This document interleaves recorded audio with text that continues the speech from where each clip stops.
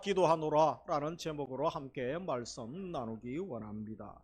이 사람들마다 저마다의 소원이 있고 또 각 종교마다 기도도 다 하고 있죠. 한 조사기관에서 성인 20세 이상 3,000명을 대상으로 2024년 바램 소원이 무엇인지 한번 연초에 조사를 해보았습니다. 결과를 보니까 1위가 한 40% 정도 건강에 대한 소원이었습니다. 두 번째가 이 경제적 자유 그리고 경기 안정이 되었으면 20대 30대의 우리 취준생들 대다수의 소원은 경제적인 안정과 독립 이것을 희망하였습니다.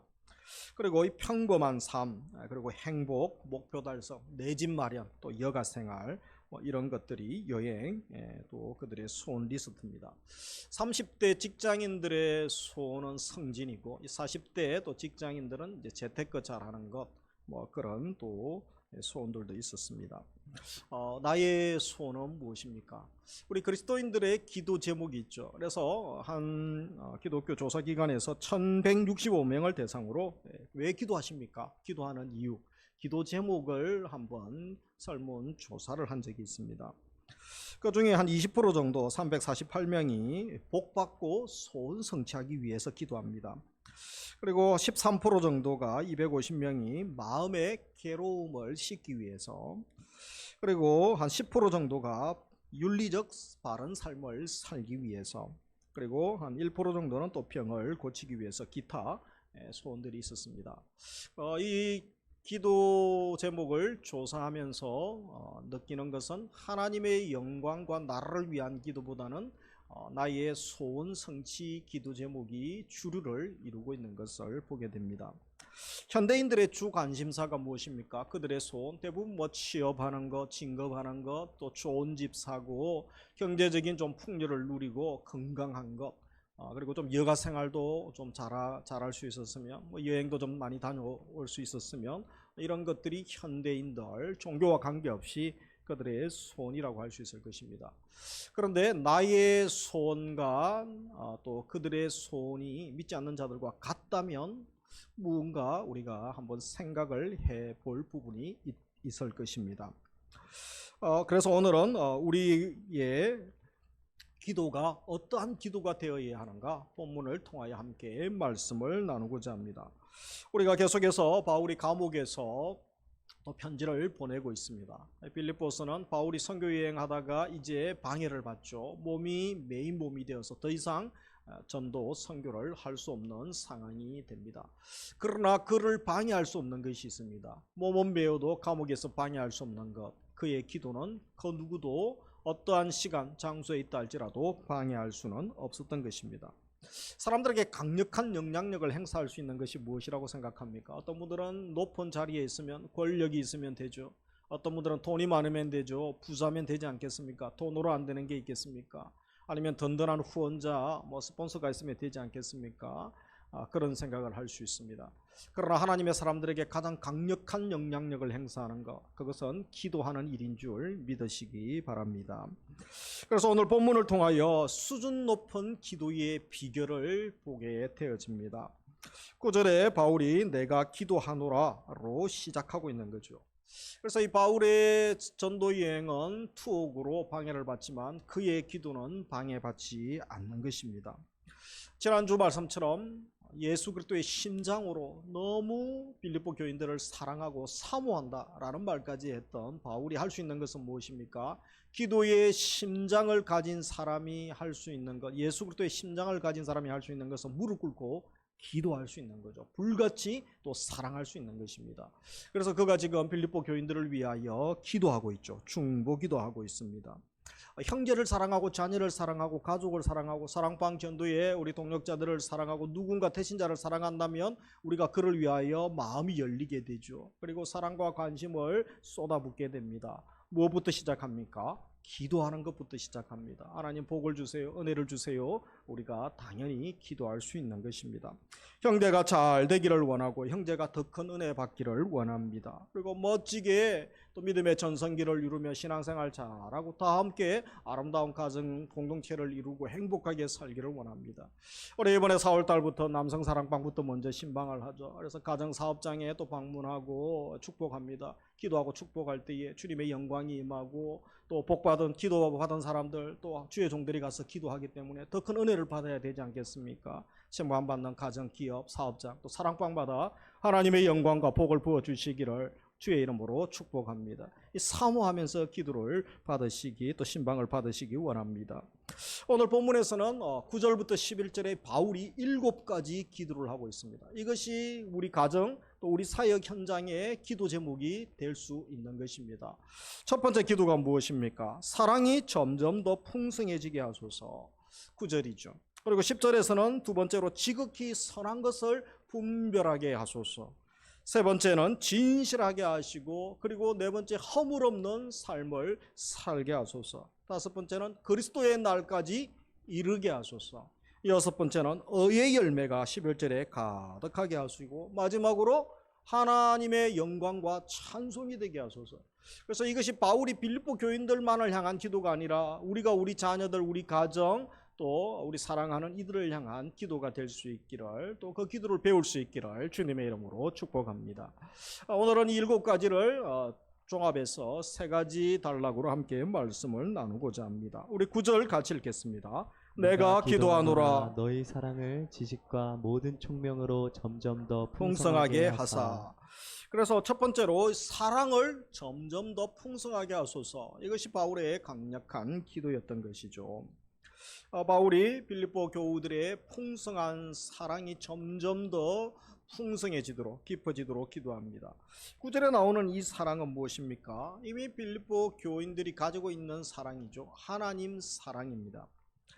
이 사랑에 대하여 에베소서에서 바울은 더 구체적으로 기도하고 있죠. 3장 18절에 보면 지식에 넘치는 그리스도의 사랑을 알고, 그래서 예수 그리스도의 사랑을 알고 그 너비와 길이와 높이와 깊이가 어떠함을 깨달아. 같이 읽습니다. 하나님의 모든 충만하신 것으로 너희에게 충만하게 하시기를 구하노라. 그래서 예수 그리스도의 사랑을 알고 그리고 점점 더 사랑이 풍성해지고 충만해지기를 간구하고 있는 것입니다. 사랑이 사라지고 줄어들면 안 되는 것이죠. 사실 우리 신앙은 이미 고린도전서 13장 강해도 했던 것처럼 신앙에서 사랑을 빼면 아무것도 아닙니다. 사랑이 제일 중요하죠.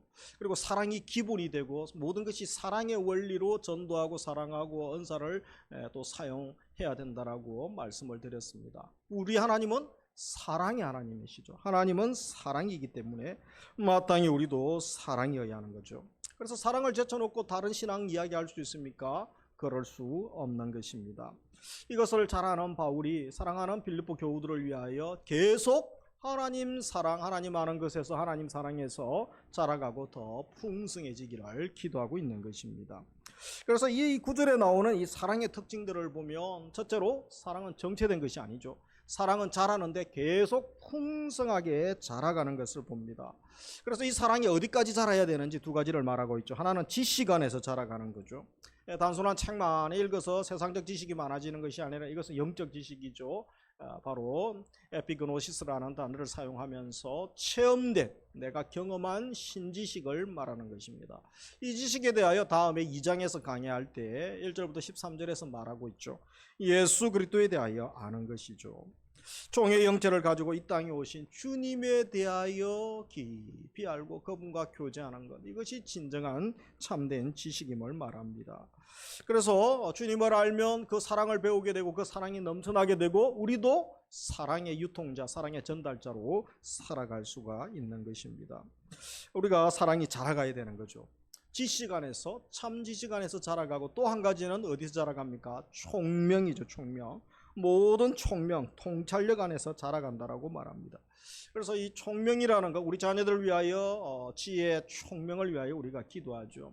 바로 지식을 적절하게 활용할 수 있는 능력, 그것이 무엇입니까? 그 안목이 총명입니다. 지식을 활용하는 지혜, 이것을 총명이라고 합니다. 가끔 총명한 사람이 있죠, 그죠? 그런 사람들은 돈을 얻는 것보다 더 은혜가 또 복을 많이 받은 사람이라고 할 수 있습니다. 빌립보 교인들은 더 사랑이 있어야 됩니다. 사실 사랑이 있습니다. 그런데 사랑이 많이 부족한 상황 가운데 있죠. 바울의 편지를 통하여 바울에게서 전달된 게 무엇입니까? 하나 되지 못하고 교회가 시끄러운 상황 가운데 있죠. 사랑이 있지만 부족한 사랑의 상태 가운데 있었기 때문에 온전한 사랑으로 나아가기를 기도하고 권면하고 있는 것이죠. 그래서 우리도 마찬가지입니다. 우리도 사랑이 더 풍성하게 하소서. 우리 가정, 집안, 또 우리 사회계 현장도 마찬가지죠. 대부분의 갈등, 삐걱거림은 무엇 때문입니까? 사랑의 부족 때문 아닙니까? 사랑이 부족하기 때문에 신뢰하지 못하고 또 신실하지 못하고 또 여러 가지 문제들이 발생하기 시작하는 것입니다. 사랑이 더 풍성하게 하시고 또 사랑의 성숙한 자가 되게 하소서. 이것이 오늘 2부 예배 드리시는 우리의 기도가 되기를 주님의 이름으로 축복합니다. 그러면서 그게 두 번째로 사랑의 부족, 사랑이 풍성해질 때에 변화가 일어나죠. 어떤 변화가 일어납니까? 삶의 변화가 일어나기 시작한다는 것입니다. 그래서 10절 같이 읽습니다. 너희로 지극히 선한 것을 분별하며. 삶의 변화 중에 세 가지를 10절, 11절에서 다루고 있죠. 어떤 변화들이 일어납니까? 지극히 선한 것, 최고죠, 최고 베스트를 분별하는 삶으로 바뀌어집니다. 지극히 선한 것은 하나님의 뜻을 말하는 것이죠. 내 인생 송두리째 바쳐도 후회하지 않는 선택, 그것이 바로 분별이죠. 그래서 바울이 그것을 경험한 사람으로서 고백하고 있죠. 빌립보서 3장 8절에 보면 또한 모든 것을 해로 여김은, 바울만큼 많이 배우고 많은 것 가진 사람이 어디 있습니까? 로마 시민권자고 최고의 교수 밑에 최고의 학벌을 가진 사람 아닙니까? 그런데 다 배설물로 여기게 되죠. 아이들이 어려서 문방구에서 과자 사탕 사 먹으면 너무 맛있지 않습니까? 제일 맛있는 줄 압니다.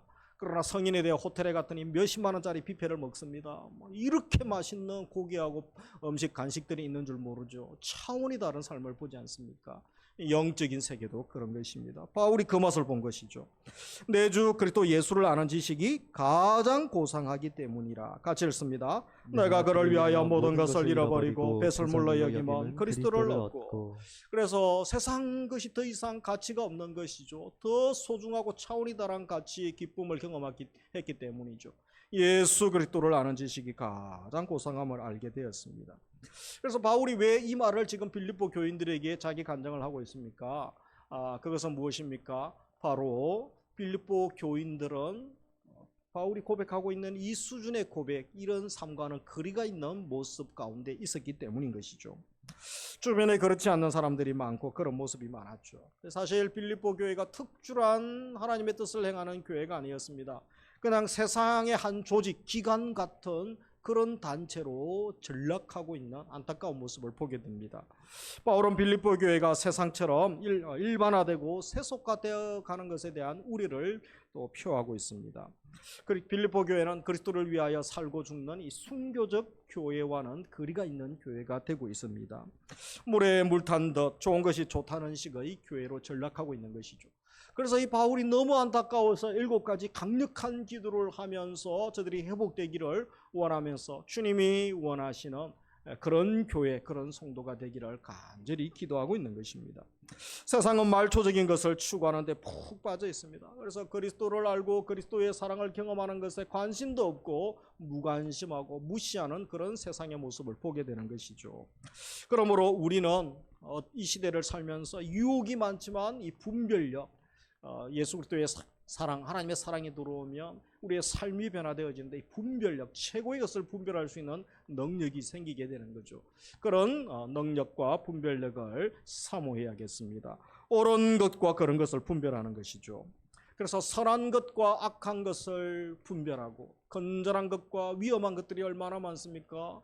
다 따라하고 다 맛을 보면 안 됩니다. 분별하고 결단해야 되죠. 사소한 것에 목숨 거는 세대 아닙니까? 그러나 더 중요한 것이 있습니다. 영적인 것을 분별하고 하나님의 가치, 하나님 나라의 질서죠. 천국 질서와 복음의 가치를 소중히 여기는 것, 분별하고 결단해야 됩니다. 용납할 만한 것이 있고 또 옳은 것을 분별할 수 있는 은혜를 사모할 수 있기를 원합니다. 그러면서 또 우리가 사랑이 풍성해질 때 어떤 변화가 일어납니까? 진실과 허물 없는 삶을 살게 됩니다.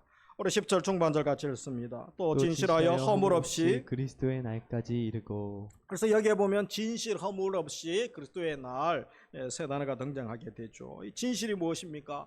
햇볕에 비추었는데 먼지 하나 없는 흠이 없는 상태, 그것을 바로 진실, 원어적인 뜻이 있습니다. 세상의 악한 것, 더러운 것에 섞이지 않는 순수함을 의미하는 것이죠. 이것은 거룩함을 추구하려는 마음인 것입니다. 이것 때문에 죄를 멀리하고 악을 멀리할 수 있습니다. 진실한 삶을 살죠. 허물 없이 되어 있죠. 거침돌이 되지 않고 넘어짐 없이 계속 걷는 것, 그것을 허물 없이라고 합니다. 그래서 허물 없는 삶이 우리를 악에서 넘어지지 않도록 계속해서 또 도와주게 되는 것입니다. 결국 중요한 것은 사랑이죠. 하나님의 사랑이 뿌리가 될 때 우리가 분별력, 최고의 것을 분별하게 되고 또 진실하고 허물 없는 삶을 살아가게 됩니다. 그러면서 또 하나님의 사랑이 넘쳐날 때 어디까지 그 사랑이 가야 됩니까? 그리스도의 날까지 이루고, 마라톤처럼 완주하는 게 중요합니다. 끝까지 달려가는 것, 그것이 필요하다라고 말씀합니다. 그러면서 세 번째, 사랑이 풍성해질 때 일어나는 변화는 11절 같이 읽습니다. 예수 그리스도로 말미암아 의의 열매가 가득하며. 의의 열매, 디카이오스죠. 예수 그리스도로 말미암아 주시는 하나님의 의, 그것을 의라고 합니다. 의의 열매가 가득하게 됩니다. 그래서 중요한 것은 사랑이 뿌리가 될 때 자연스럽게 열매를 맺게 되죠. 이미 이제 벚꽃이 다 지고 있죠. 4월달에 올해는 모든 꽃들이 거의 다 같이 보일 수 있지 않습니까? 이제 꽃이 떨어지고 이제 새싹이 납니다. 그리고 이제 가지도 뻗겠죠. 언젠가는 푸르르다가 열매 맺는 것을 보게 됩니다. 우리도 사랑이 뿌리가 될 때에 그것이 자라서 많은 열매를 맺게 되죠. 두 가지 열매를 우리는 맺어야 됩니다. 하나는 인격의 열매, 또 하나는 사역의 열매. 그리고 중요한 것은 이 열매는 철저하게 누구를 통하여 맺어집니까? 예수 그리스도를 통하여 반드시 맺어지게 됩니다. 요한복음 15장, 내가 포도나무다, 너희가 가지다. 이 진리의 말씀을 우리가 기억을 해야 됩니다. 그때 풍성한 열매를 맺게 되는 거죠. 그런데 많은 사람들이 그렇게 하지 않습니다. 엉뚱한 것 붙들고 달려가니까 자기 의를 맺는 겁니다. 자기 의만 가득하다가 불행을 초래하게 되는 안타까운 모습을 보게 됩니다. 마지막으로 사랑이 풍성해져서 삶이 변화되는데 그 목적이 무엇인가? 이것을 놓고 바울은 분명하게 기도하고 있죠. 우리 11절 하반절 같이 읽습니다. 하나님의 영광과 찬송이 되게 하시기를 원하노라. 결론은 무엇입니까? 주 하나님께 영광이죠. 영광과 찬송. 사랑을 바탕으로 해서 영적 분별력 있는 삶을 살면서 최고를, 하나님의 뜻을 분명히 분별하게 됩니다. 진실하고 허물 없는 삶을 살면서 어떻게 됩니까? 의의 열매를 맺게 되죠. 그리고 그 열매를 맺으면서 결국은 무엇을 향하여 달려가기를 간절히 기도합니까? 하나님께 영광과 찬송이 되는 삶. 이것이 결론임을 기억을 해야 되는 것입니다. 더 이상 필요한 것이 무엇이 있습니까? 하나님의 영광이면 족하지 않습니까? 바울이 빌립보 교인들이 오직 주님께 영광 돌리는 삶을 살아갈 수 있도록, 지금은 그렇지 않지만 회복되어지고 치유가 되어지고 공동체가 다시 일어나서 모두가 주의 영광을 향하여 달려가기를 소망하며 기도합니다.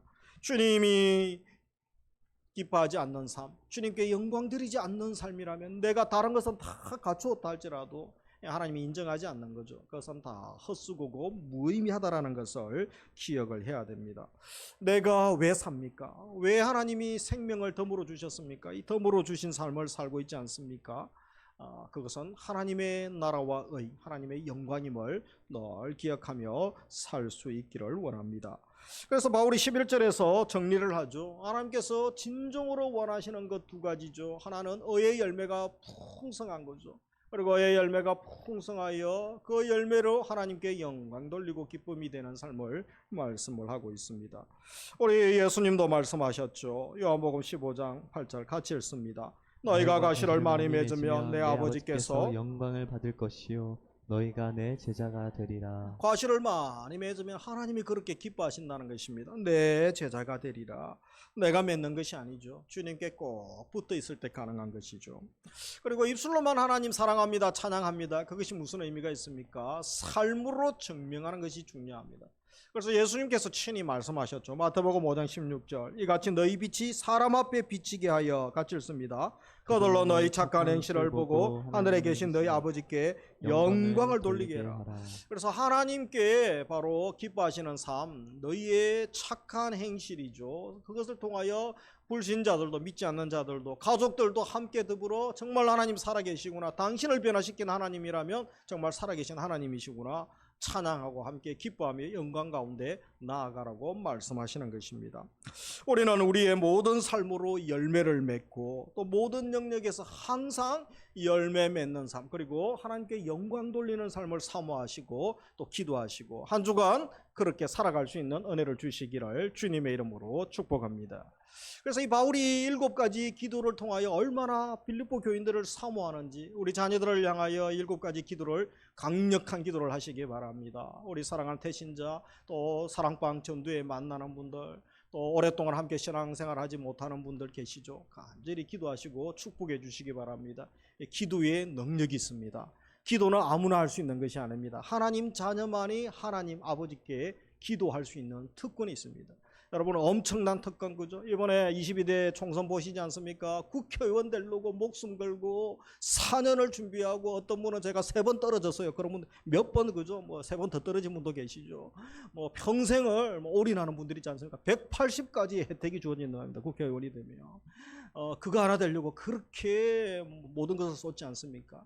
이 자녀의 엄청난 권세, 기도의 권세를 주셨죠. 바울만 이렇게 강력한 기도를 할 수 있는 것이 아닙니다. 우리도 지금 할 수 있습니다. 오늘 EV에 들으시는 분들, 강력한 기도를 하면서 가정의 변화, 직장의 변화, 일터의 변화, 우리 교회 또 우리 교회에 속한 이웃의 놀라운 변화들을 체험하시면서 우리도 간증의 주인공으로 살아갈 수 있기를 원합니다.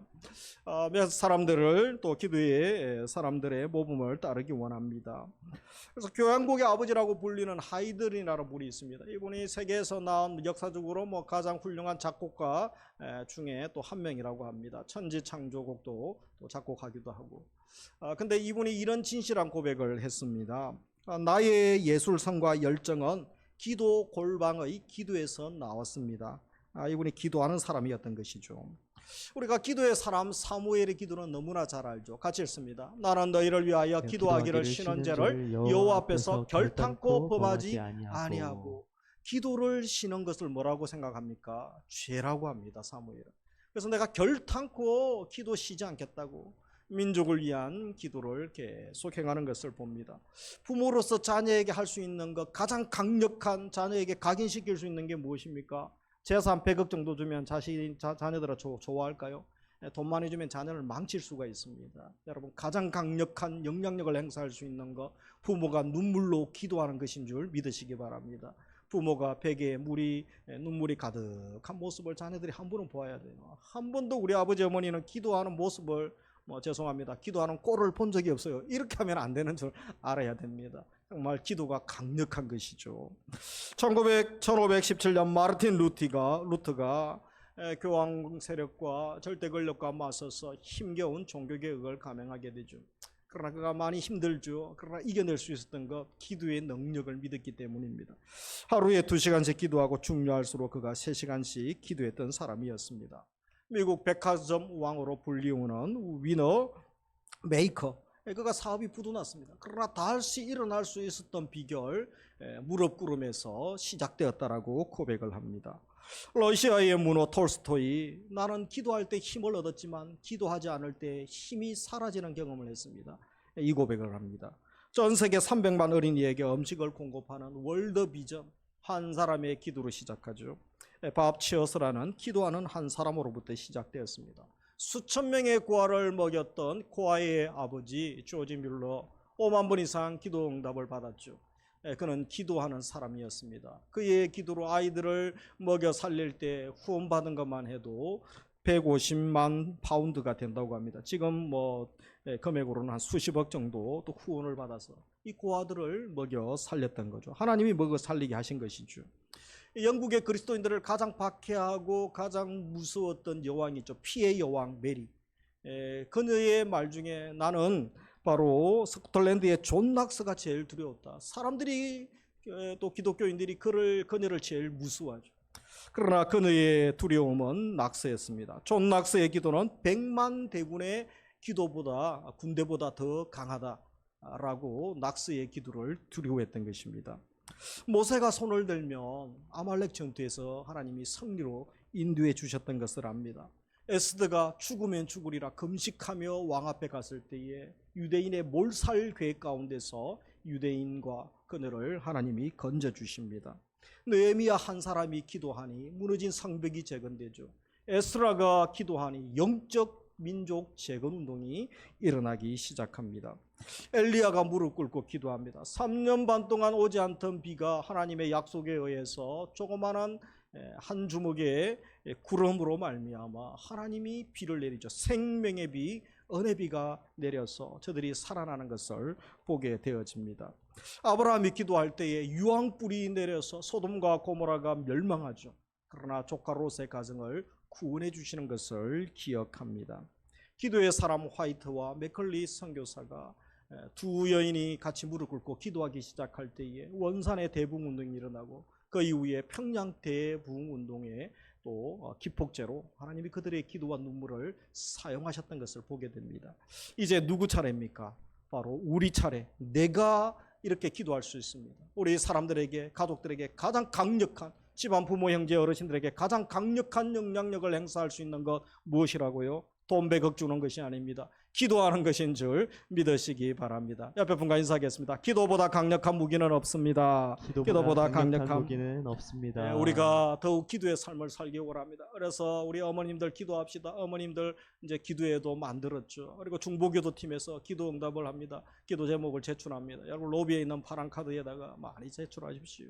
기도하는 분들은 응답이 얼마나 많은지요. 그래서 사업의 문이 열리고 또 재계약이 되어지기도 하고 건강이 회복되어지기도 하고 또 어떤 분들은 어렵지만 감당할 은혜를 주시기도 하고 기도하지 않으면 하나님의 살아계심을 경험할 수가 없는 것입니다. 올해 매월 둘째 주일 또 금요일 저녁은 환우를 위한 기도를 가집니다. 이번 주 이제 금요일도 기도하죠. 우리 순장님들 지난주 금요 심야 예배 때 마가복음 2장에 중풍병자의 내 친구, 그 내 친구는 재산적인 손해와 형사처벌을 감수하고서라도 친구가 예수님께 나아가도록 지붕을 뚫고 내려가지 않습니까? 그런 순장님들, 전도의 임원들에게 사랑의 마음, 열정이 있어야 됩니다. 잃어버린 자들, 또 우리 환우들, 어려운 분들을 위하여 기도하시고 함께 기도하시고 또 주님께 나올 때에 주님이 치유하시고 또 간증의 주인공으로 새롭게 세워주심을 경험할 수 있기를 주의 이름으로 축복합니다. 말씀을 맺습니다. 바울의 이 외침, 내가 기도하노라, 이것이 이제 우리 성도님들 나의 외침이 되기를 원합니다. 여러분 가나안 농군학교의 고 김영기 장로님 그분의 기도실에 조국이여 안심하라, 사실 조국이여 안심하라 내가 기도하노라 그런 뜻인 것이죠. 이제 우리도 그렇게 할 수 있습니다. 바울처럼 그리고 김 장로님처럼 조국이여 안심하라, 아무개여 사랑하는 아들아 딸아 안심하라, 부모님 안심하십시오. 내가 기도합니다. 사랑방의 아무개 집사님 안심하십시오. 아무개 청년 안심하십시오. 주일학교 선생님 또 우리 자녀들을 바라보면서 안심하라, 내가 기도하고 있다. 오히려 역전이 일어나고 있지 않습니까? 어린이 청년들은 기도하는데 선생님이 기도하지 않고 또 순원들은 기도하는데 순장님이 기도하지 않고 이런 일이 일어나면 안 되는 거죠. 우리 모두 이 강력한 내가 기도하노라, 이것이 우리의 외침이 될 수 있기를 주의 이름으로 축복합니다. 기도하는 한 사람이 기도 없는 한 민족보다 강합니다. 5대 대기업보다 5대 금융권보다 기도하는 한 사람이 더 강한 줄 믿으면 기도할 수 있습니다. 그런 믿음이 없으면 기도가 의미가 없는 것이죠. 기도는 누구도 방해할 수 없고 어떤 장소도 방해하지 못합니다. 감옥에서도 기도할 수 있는 것이죠. 자녀들에게 강력한 영향력을 행사하는 일, 기도하는 일인 줄 믿으시기 바랍니다. 자녀들이 하나님이 어디냐고 물으면 기도 응답 노트를 통하여 이렇게 살아계신 하나님의 역사가 많은데 너는 왜 하나님이 없다고 믿느냐? 하나님이 없다고 믿는 것 더 놀라운 일 아닙니까? 그래서 우리가 무신론자는 엄청난 믿음의 사람입니다. 여러분 숙명론자, 운명론자 엄청난 믿음의 사람이라고 하죠. 없는 것을 믿으려야 되고 운명론자들이 사실 여러분 가만히 있으면 자기들이 된다고 되잖아요. 근데 열심히 노력하거든요. 다 자기들이 말하는 것들을 안 믿는 사람들이에요. 그냥 이제 말만 하고 있는 것이죠. 우리가 이 강력한 기도를 행해야 됩니다. 분주할수록 중요한 일이 있을수록 루터는 기도를 더 늘렸습니다. 우리도 내가 기도하노라, 기도의 자리에서 더 기도하고 주님 앞에, 사명 앞에 나아갈 때에 하늘문이 열리는 경험을 하시고 치유도 주시고 부흥도 주시고 회복도 주시고, 마지막 시대 옥석을 가리는 시대 아닙니까? 우리 믿음의 사람, 기도의 사람이 절대적으로 필요하고 많이 없을 수도 있습니다. 그러나 그 길을 갔을 때 주님이 오실 것이고 주님이 보실 것이고 주님이 상급을 내려주시고 또 하나님께서 심판을 하실 것을 믿기 때문에 우리가 분명한 믿음의 길을 가는 것입니다. 우리 옆에 분들과 한 번 더 인사하겠습니다. 내가 기도하겠습니다. 내가 기도하겠습니다. 아멘. 우리 함께 찬양하겠습니다.